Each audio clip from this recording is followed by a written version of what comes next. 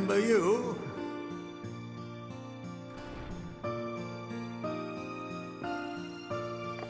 I pray we have not caught you at an inopportune moment. We wanted to offer our thanks for your kind words in the forum.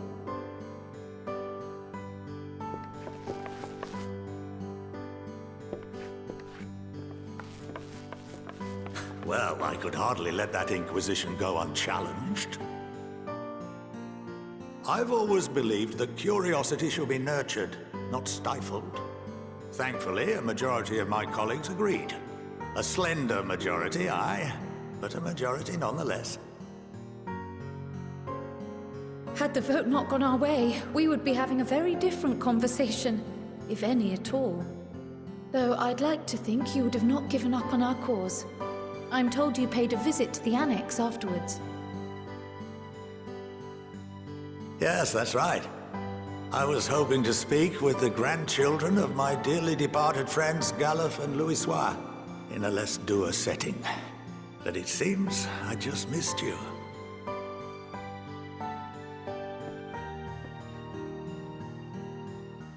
I still can't believe how much you've grown. If only your grandsires could have seen the way you presented yourselves to the Forum. Why, it fair brought a tear to my own eye.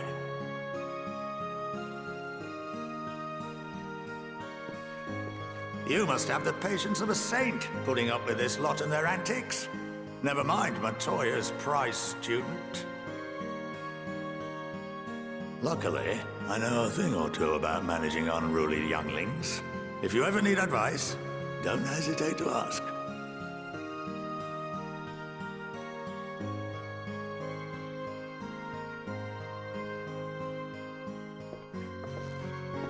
If I may, there is a rather more pressing matter we wish to discuss. What can you tell us of this duty that the Forum must fulfill? Nothing, I'm afraid. Like all humble servants of the Forum, I am sworn to secrecy.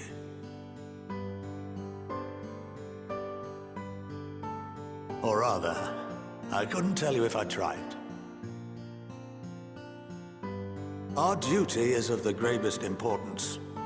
Furthermore, if the particulars were made public, it would incite widespread panic. As such, those entrusted with this duty have been bound by an enchantment, which prevents us from speaking of such matters without the express permission of the Forum. How is that even possible? It's been some time since I last gave a lecture. Please, take a seat.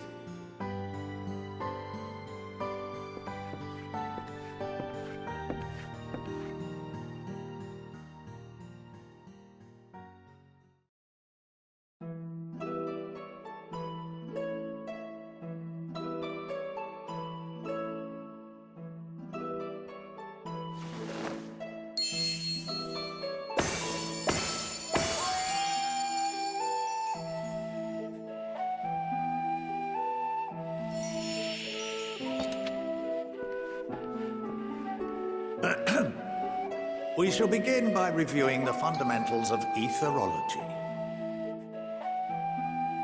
The ether, which imbues us with life, can be categorized into three forms. Two are of the incorporeal sort, the soul and the memory. Can anyone tell me the third?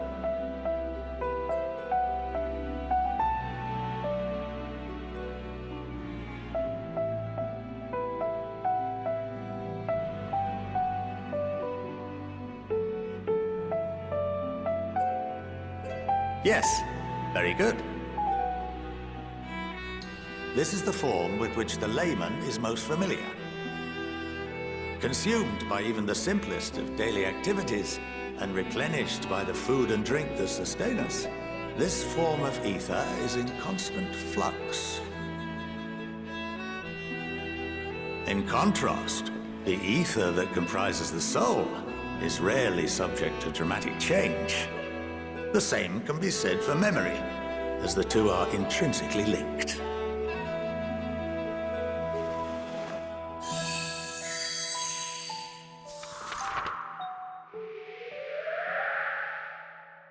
Picture the soul as paper, and memories as words written upon it.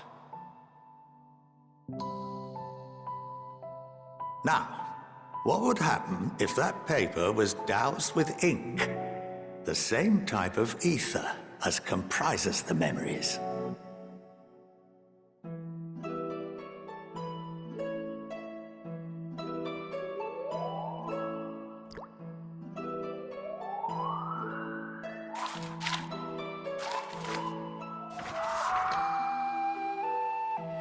It would blot out everything that was written.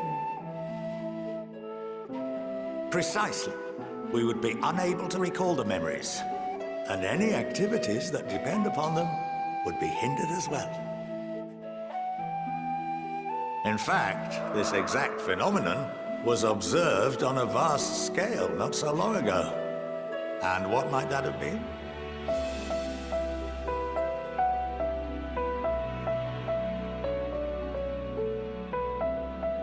The seventh Umbral Calamity. The people of Eorzea vividly recall Bahamut breaking free of the Lesser Moon and raining hellfire down upon the realm. But no one could seem to remember the events that followed immediately afterwards. Indeed. To this day, we have yet to determine whether it was an unintended consequence or a deliberate act. The enchantment which binds me and the rest of the Forum is based on a similar principle.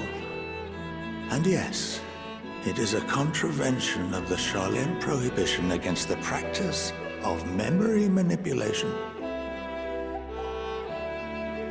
Only when a new member is inducted and told of our great duty are they subjected to the process.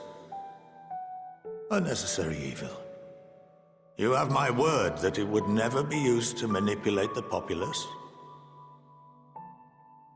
I should hope not. But can this enchantment be dispelled and your memories restored?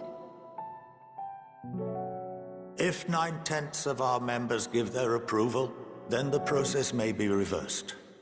Then, and only then, would we be able to speak freely to others of our sacred duty. Barring that, we must wait until we return to the ethereal sea.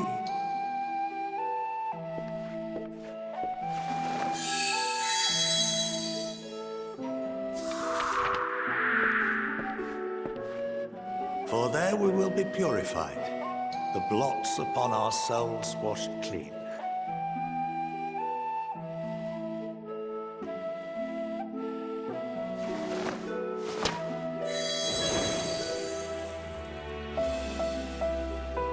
And our memories drift apart and dissolve, rather defeating the purpose, I suppose.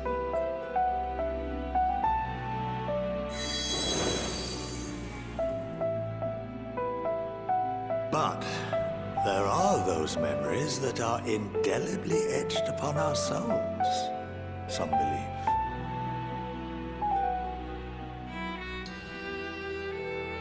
What happens after that?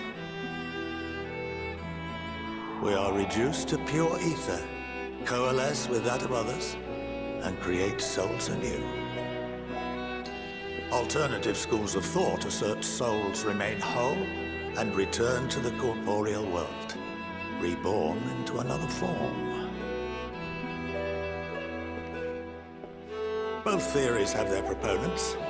Personally, I consider each equally probable.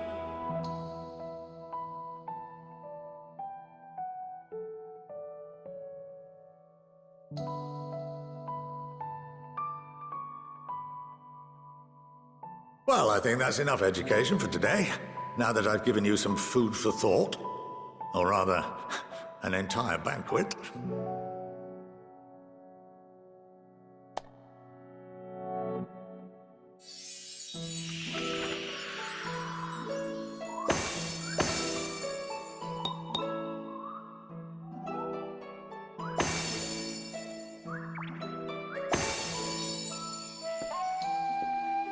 I would remind you that although I'm unable to assist you with certain matters, the resources at my disposal may still be of use to you. I'll arrange for you all to be given the run of Phenomenon. Of course, as associate to our alumni and the students of Baldessian, this privilege is extended to you as well, my friend. Oh, and I suggest you speak with Ki Aliapo. She's well known among the artisans of Sharlayan, and her network of contacts may prove useful in your search for knowledge. I wish you all the best in your pursuits, wheresoever they may take you.